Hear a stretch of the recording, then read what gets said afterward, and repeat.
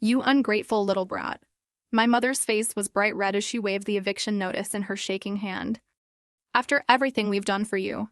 I took another sip of my morning tea, my hands steady despite the chaos erupting around me. You sacrificed me for Roger every single time, I replied calmly, one hand resting on my 8-month pregnant belly. And now I'm done. I spent 2 weeks planning my baby shower. Not a lavish party, just something warm. Something mine. I paid for the food myself. I ordered the cake. I picked out soft pastel decorations that reminded me of the lullabies I'd sing to my daughter someday. I even strung paper garlands across the windows while standing on a stiletto at 8 months pregnant because no one offered to help. And I did it all thinking that maybe, just maybe, for one afternoon, they'd be happy for me. At first, it looked like that might actually happen. A few relatives trickled in with wrapped gifts. My aunt brought baby books. My cousin handed me a little stuffed fox and said it looked like something I would have carried around as a kid. I thought maybe this would be okay. Then my parents stood up. My mom tapped her wine glass with a fork and cleared her throat, smiling like she was about to announce a pregnancy of her own. Before we cut the cake, my mom said, voice syrupy sweet, we just want to share a little surprise. I knew that tone. That wasn't my moment. Roger stepped forward, holding a letter like it was the Olympic torch. I got in, he said, beaming. Stanford. Full acceptance. Everyone clapped. Someone even hooted. My aunt gasped and rushed over to hug him, the same aunt who just 10 minutes earlier was telling me how excited she was to meet my baby. The energy shifted immediately. You could feel it. Like someone cracked open a bottle labeled Better News and everyone got drunk on it. My baby shower turned into a college acceptance party in less than 5 minutes. Chairs scraped toward Roger. My carefully set snack table became his congratulatory buffet.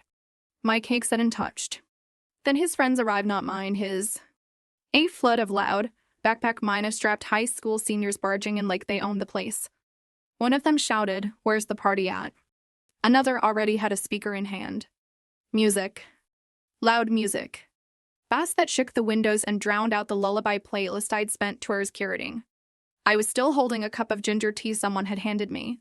Still wearing the soft pink sash my cousin bought that said Mom meanest to my now be. No one looked at me. They moved the gifts off the main table to make room for drinks. My mom told me casually that we'd cut the cake later when things calmed down. Then the cake got moved. Someone set a soda bottle next to it, which tipped, leaving a trail of fizz down the side. I picked up a napkin and started blotting it. The frosting had smeared onto the table. I got down on my knees to wipe it properly before it dried. And while I was kneeling, 8 months pregnant, wiping frosting off the floor like some afterthought maid, someone stepped over me to hug Roger. They didn't even say excuse me. I stayed there for a few seconds. Just crouched on the floor, hands sticky with icing, breathing in deep through my nose while they laughed and shouted over my head. I could hear Roger in the other room talking about campus visits and dorm preferences. My mom was bragging about the tutors they'd hired to help him reach his potential. The same mom who told me at 16 that college was a scam and I should just get a job at the supermarket. So I did. I worked shifts until my feet ached, then came home and packed shipping boxes for my tiny online shop. I figured things out on my own. And when my business started to grow, I didn't ask them for anything. I paid bills. I saved. I bought this house with money they didn't even know I had. But somehow they still believed it was theirs. My mom once said I was lucky to be able to live at home during my pregnancy. She said it like she was doing me a favor, forgetting I paid the mortgage, the utilities, and even part of Roger's tutoring last year. It all played in my head as I slowly stood up, sticky napkins still in hand. I looked around the room. My decorations were crumpled. My baby name banner had been pushed aside to make space for a hand-drawn sign that said "Congrats, Roger." I didn't cry. I didn't yell. I walked to the kitchen, washed my hands, dried them on a dish towel, and I went to my room. I closed the door, sat on the bed. My back ached. My feet were swollen. But my head was clear. Down the hall, the music thumped like a pulse that didn't belong to me. I picked up my phone and opened a folder I'd been quietly building for weeks. I didn't argue, but I also didn't forget. For weeks later, I was sitting at the kitchen table when my mother came in for her morning coffee. I had placed the notices carefully. one in the center of the table, neatly stacked with 3 more underneath, each one labeled with their names in bold black ink.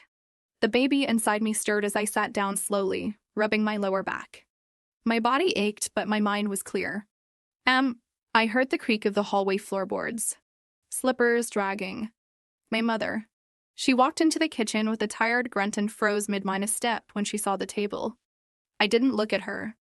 I didn't need to. "What is this?" she said, her voice still groggy. I sipped my tea. She picked up the top page and started reading. It took all of 5 seconds for her eyes to widen, her mouth to part. "What the hell is this?" she snapped, voice slicing through the stillness. Another pause. Then she shrieked, "Lily, what is this?" The mug in my hand didn't even tremble. I just took another sip. My father stumbled into the room in his robe, blinking like he hadn't fully woken up. Roger followed a beat later, rubbing his eyes and yawning. "What's going on?" my dad muttered. "She's evicting us," my mother shouted, waving the paper in the air like it had caught fire. Roger stopped dead. "What?" he croaked. I finally looked up. "I gave you 30 days. It's all in writing." "You're kidding," my dad said, stepping forward, snatching a copy for himself. "This is a joke, right? This can't be real." "I sent the certified letters yesterday," I said calmly. "They should arrive this afternoon. This is just a courtesy copy." You're kicking us out?" Roger's voice cracked. "What the hell is wrong with you?" "I'm taking my house back." My mom's hands were shaking. Her voice cracked in half. "After everything we've done for you," she screamed, "you're going to do this now? When you're about to give birth?" "No," I said. "I'm doing this because I'm about to give birth." Roger slammed his hand on the table. The stack of paper slid, scattering across the floor. "You're overreacting," he yelled. It was one stupid party that got a little loud. "Jesus, Lily, one party." I stood slowly. "You took my baby shower. You turned it into a frat night. You let people I didn't even know trash my house while I was scrubbing frosting off the floor like the damn maid." "We were celebrating," he shouted. "It wasn't even a big deal until you made it one." My mom rounded the table like she might physically block me. "This isn't just your house," she cried. "We've lived here for years." "Yes," I said. "Rent minus free." My dad stepped forward, arms out like a mediator. "Come on," he said. "We're family. This is just emotions running high. You don't really want us out. We'll clean up. We'll apologize. We'll make it right." I stared at him. "No," I said. "You'll gaslight me into thinking I'm overreacting, like you always do. Then you'll go back to pretending this house and my life are yours to manage." My mom's face was red now. Bright red. She looked like she might explode. "You ungrateful little brat. You think you're better than us because you started a stupid online store? You think that makes you important? We raised you. We sacrificed for you." I laughed. Quietly. Just one breath of disbelief. "You sacrificed me for Roger every single time." My father's jaw tightened. "That's not true." I turned toward him. "When I wanted to go to college, you told me it was a scam. When Roger wanted it, you spent thousands on tutors. When I worked night shifts, you told me to stop complaining. When Roger worked one summer job, you called him responsible. I paid the mortgage. I bought this house. And you still called it ours." Roger slammed his chair back. "You've been waiting to do this. You've been planning this the whole time, haven't you?" "Yes," I said. "I have." He looked at me like I'd stabbed him. "You're throwing your family out over a stupid party? Over a moment? That's sick." "It wasn't a moment," I said. "It was every moment. For years." This just made it obvious. My mom dropped to a chair and started crying loud, dramatic sobs like a soap opera actress. "How are we going to live? Where are we supposed to go? What will people think?" "That's not my problem anymore," I said. "We won't leave," she snapped suddenly, her eyes wild. "You can't make us leave. You can't just throw your own parents onto the street." "I can," I said. "And I have." She looked down at the paper still in her hand. Her lips moved as she read the words again like they might change. "This isn't legal," she whispered. I reached into the drawer and pulled out a folder. Inside were copies of the deed, the notice, the certified mail receipts. I laid them gently on the table. It is, I said. I made sure. Roger grabbed the folder and flung it across the room. Paper scattered like snow. You're heartless, he said. No, I said. I'm finally protecting mine. The silence returned. Not the uneasy kind from earlier. This one was heavy. I stood there, surrounded by the mess they made, and for the first time in years, it wasn't mine to clean up.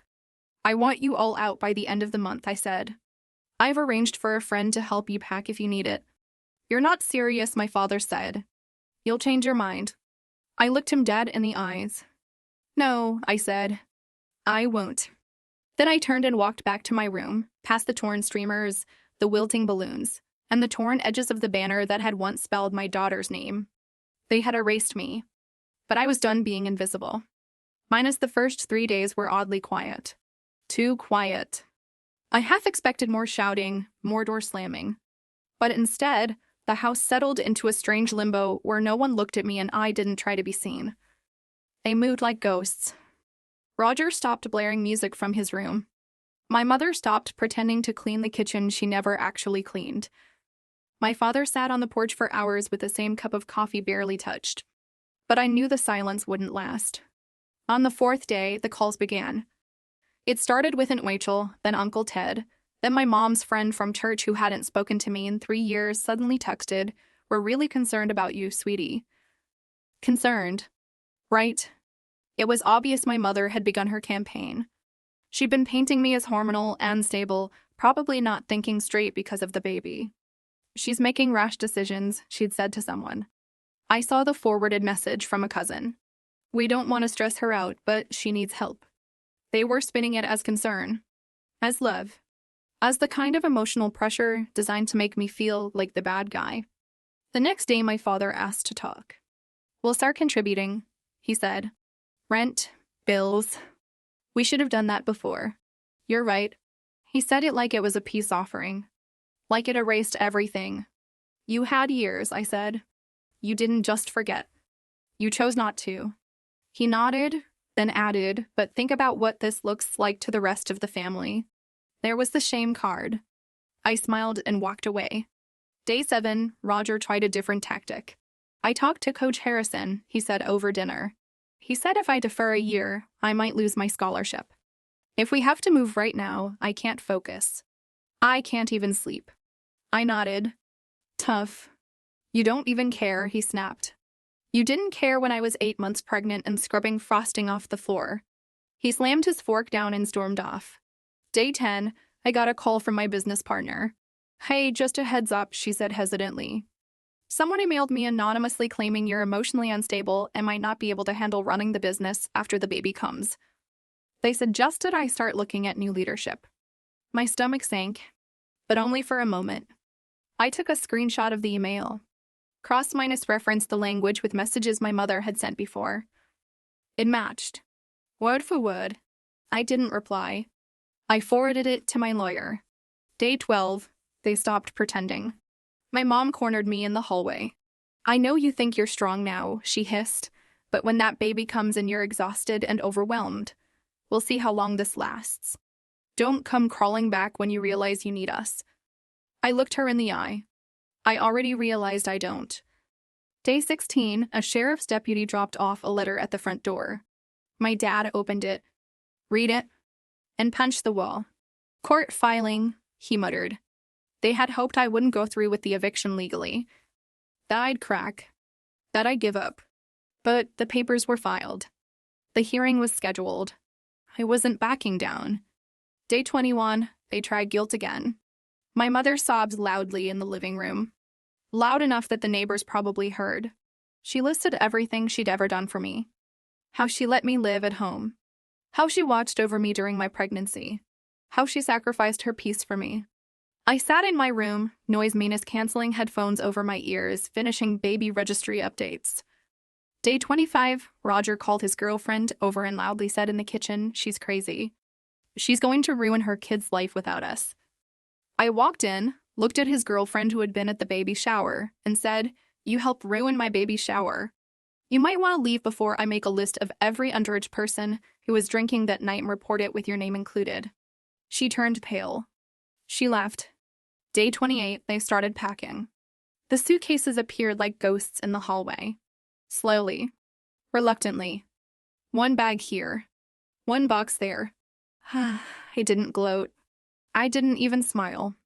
I just waited. On the 30th day, the house was half empty. My father didn't say goodbye. He just walked out without looking back. My mother stood in the foyer, arms crossed, tears in her eyes. "You'll regret this," she whispered. "Family is forever." "I agree," I said. "Which is why I'm building one that actually deserves to stay." Roger was last. He stood in the doorway, backpack slung over one shoulder. "You're lucky, you know," he said. "Without me, there's no one left to blame." "Then I guess I'll finally get some peace," I said. He rolled his eyes and walked out. The door shut behind him. Silence. Not the tense kind. Not the loaded kind. A different kind. A peaceful kind. I stood in the center of the living room. The room looked bigger without their stuff. Brighter. Like it had been holding its breath, too. I walked to the nursery, opened the closet, folded a few onesies, placed a soft pink blanket into the crib. Outside, the wind moved gently through the trees. I sat down, resting a hand on my belly. And for the first time in my life, I felt safe. Not because someone else made it that way. Because I did. Minus it's been for years. My daughter just started preschool last month. She wore a little purple backpack and told me she was going to teach everyone how to draw clouds. She's kind, curious, and strong, moguled. She reminds me of me, only better. The business is still running. I never had to shut it down, even during the newborn phase. I hired 2 more employees, and last year we hit 6 figures for the first time. I work fewer hours now. I don't have to hustle like I used to. I finally have space to just be. As for my family, we haven't spoken since they left. I haven't reached out, and they haven't tried either. But relatives talk. People love to whisper at weddings and funerals. From what I've heard, Roger dropped out after his first year. Couldn't keep up without someone cleaning up after him. My parents moved in with one of my uncles, but that didn't last long. He apparently kicked them out after 6 months. Something about unpaid bills and my mom being a nightmare. They're not doing well. And no, I don't feel good about that. But I don't feel guilty either. I gave them chance after chance. I asked for the bare minimum. And when they refused to give it, I finally stopped offering everything. Some people say family is unconditional. But I think respect should be. Yes, I think I did the right thing. In the quiet of my home, with my daughter sleeping peacefully down the hall, I know I finally found the courage to draw a line. That day I was on my knees wiping frosting off the floor. I wasn't just cleaning up a mess. I was finding my breaking point. And sometimes finding where you break is how you learn where to build something stronger.